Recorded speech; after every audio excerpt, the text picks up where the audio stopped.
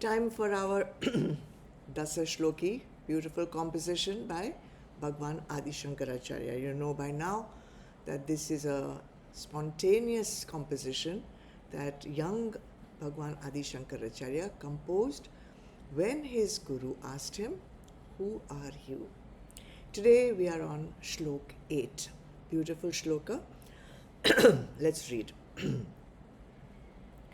न जाग्रन्न मे स्वप्न को वा सुषुप्ति न विश्वो न वा तेजस प्राज्ञको वा अविद्यात्मकत्वात् त्रयाणां तुरीय तदेको Vashishtha Shiv केवलोऽहं तदेको Vashishtha Shiv केवलोऽहम्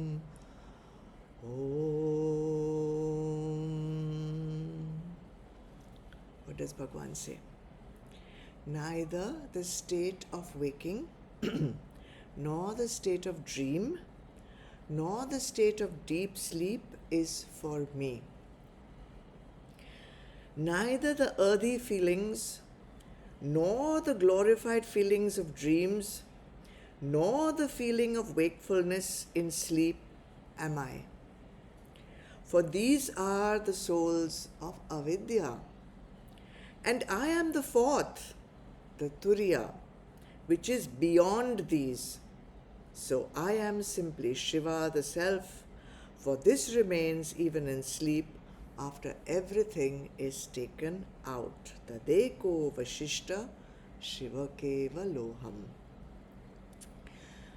So in this shlok, Bhagwan talks about what does not apply to the Atma by referring to the three states of consciousness that the Jiva experiences during the day, during his life. What are these three states of consciousness? You know them very well.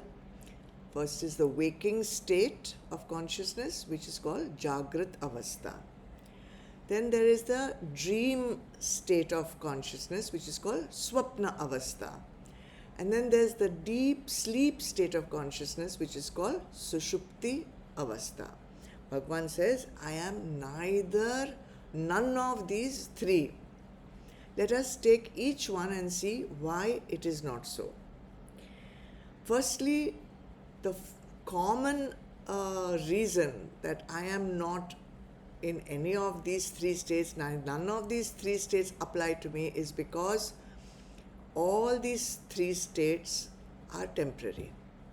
Waking, dreaming, deep sleep. They have limited time. They start and they end. Whereas Atma is eternal. There is no time for when Atma is not there. Therefore, basically, none of these three states of consciousness is what Atma is, or these states of consciousness apply to Atma. Let's take the waking state.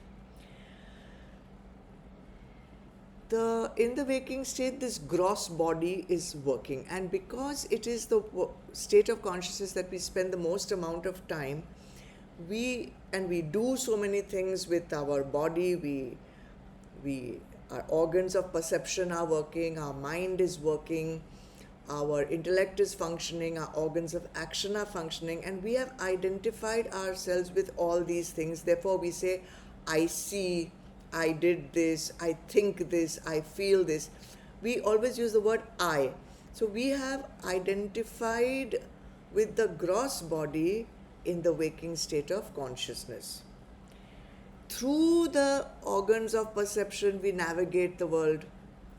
Through the mind, we think. Through the mind, we feel. Through the intellect, we create notions and concepts. And through our organs of action, we go out and do our actions. So we have understood that to navigate this world, to experience the Vishayas of the world, we use all these faculties of us in the waking state of consciousness. Here, in this state, there is always going to be a separation of subject and object. There is a perceiver an experiencer, and then there is an object which is being perceived or experienced. So there is always going to be duality. There's always going to be a subject and an object. The one who's experiencing this separation, this jiva, in this waking state of consciousness, has been given the name Vishwa. Okay? That Bhagwan refers to that. Na Vishwo Navate Jasa Pragya Kova. Na Vishwo. I am not Vishwa. I am not that consciousness which is experiencing the waking world. Then what about dream state? Am I the one who is experiencing the dream state? No. Let us see what happens in the dream state. In the dream state, the organs of perception are switched off. They are open in the waking state. But in the dream state, these organs of perception, eyes, nose, taste, ear, smell, touch, all that doesn't work. But the mind remains active in the dream state. Okay? Nothing of the external world exists now. But the mind creates its own vishais. The mind creates its own through its own imagination, and the mind perceives what the mind creates. The mind will create people, places, situations, experiences, moods, emotions, everything. Whatever we have seen in our waking state, now the mind regurgitates all that information and creates one nice video for us, and the mind only creates it and the mind only sees it. Okay? So that's why in the waking state, there was a separate subject and a separate object, which the subject was perceiving the object separately. But in the dream state, the subject and the object are the same. The mind is only the subject and the mind is only the object. Okay? So in this state, the jiva is called Tejasa. So earlier it was called Vishwa, now Tejas. Bhagwan says, Na Vishwo, Nava Tejasa. I am neither Vishwa nor am I Tejas. Then what about deep sleep state? Am I that consciousness? Is that the real me in deep sleep state? So what happens in deep sleep state? Now the mind also stops working. You remember, mind, organs of perception, organs of action, intellect, everything was working in waking state. In dream state, organs of perception and organs of action stopped working. But the mind was doing its job, creating and seeing. But in deep sleep state, mind also stops functioning. Then there is no input whatsoever into the mind. No faculties are working. Intellect, mind, organs, everything. And that is why the jiva is experiencing the deep, unadulterated, pure bliss of the self. Oh, then that must be the ultimate state. No, because this is being experienced in ignorance. He is not conscious also he is experiencing that bliss. He is not aware also that he is experiencing that bliss. Only when he wakes up, after that deep sleep experience, he will have one memory. Oh, I had a good sleep tonight. I feel so good. And that is why we love to sleep. We love to go into that deep sleep state. And this is an important part of our recovery from the stresses and strains of our daily life. We must experience this deep sleep state every night. Unfortunately, because of the strains and stresses of our daily life, night shifts and spending half the night on social media, we are missing that deep sleep state, and we are missing a dip into the ocean of bliss, which recovers us, which rejuvenates us, which refreshes us, which is our true self. So Bhagwan says, I am neither that which you experience in the waking, in the dream, nor in the deep sleep state. In Chandogya Upanishad, there is one quote I will tell you. I will say it in English. When a man sleeps here, then, my dear, he becomes united with the Sat. He becomes united with the truth. He becomes united with the real self. He has gone to his own self. Therefore, what you are experiencing is the self, but because you are not aware of it, because you are not conscious of it, it is not the ultimate experience. So in this state, the jiva is called prajna.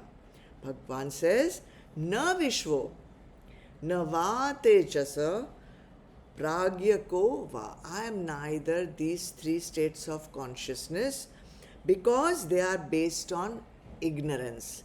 Na vishvo, na va tejasa, pragyako va, avidyatmakatva trayana turiya. These three states are based on ignorance. But I am turiya. I am the fourth state of consciousness, which is also called chaturtha, fourth state. In this state, you have risen above the three states of waking. It's beyond the waking, beyond the sleep, beyond the dream state. It's a transcendental state of consciousness, and that is your true nature. Okay? No identification with the gross body, subtle body, causal body. No identification with the five koshas. Perfect, pure awareness of the self. No misconceptions, no wrong identifications, no superimpositions, no ignorance. Everything vanishes and you achieve that highest state of consciousness called turiya. This is not possible through the five senses. This is not possible through the mind or the intellect. When one rises above all this, it is a spontaneous revelation of the self through its own grace. Okay? So, to explain this beautiful concept of three states, the rishis of yore created the Om symbol. I don't know if I can show it to you here. This is the Om symbol. You can see that over here, this is the smallest part of the Om. And then this one is the largest one. You can see by my arrows that this part is going outwards. So we call this the waking state of consciousness. This is the smallest little one, is the deep sleep. And this little part which is going into itself is the dream state. So Bhagavan says, I am none of these three because they are hidden through under avidya, ignorance. To reach this bindi, turiya avastha, I have to transcend these three states of consciousness. I have to pierce the veil of ignorance and I will experience the true self, which is called turiya avastha. This is our journey. This is our goal. This is what we are studying for. This is what we are doing sadhana for. This is where your purusharth is required. So keep working towards it. And surely you will reach that wonderful state where you will experience the bliss of the self in full consciousness, with full awareness. Right? You want it, right? It's our goal. It's the purpose of our life. Next time we will finish this beautiful Dasashloki. I will take Shloka 9 and 10 together next time.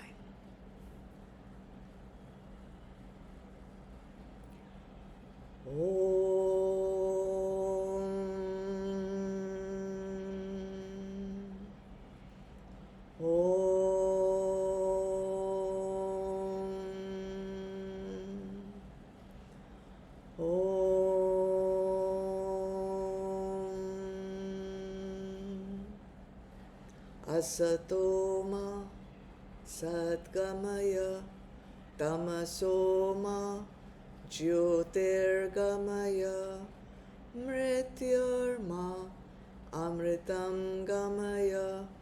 Om Shanti Shanti Shanti.